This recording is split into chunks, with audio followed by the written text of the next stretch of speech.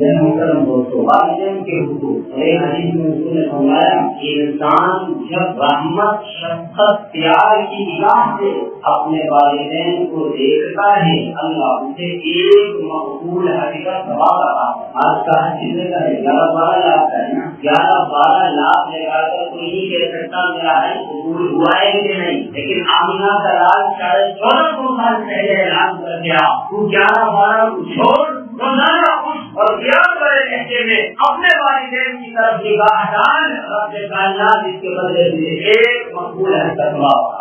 دیکھیے والدین کا تو یہاں والدین کو اولاد کوس کی برا بھلا کرتی ہے، آپ نے ہمارے لیے کیا جائے، آپ کے ہوتے ہوئے تو ہم آزادی کی زندگی جی نہیں سکتے، سب سے بڑا چیز یاد رکھیے گا، لوگ میں ماں جلتا ہے چولہے پر ماں جلتی ہے کہ نتیجے میں اولاد کریں، اسی کے نتیجے میں اولاد کریں، ماں باپ جس کے نہیں اسے جا کر پوچھیے اوپر جا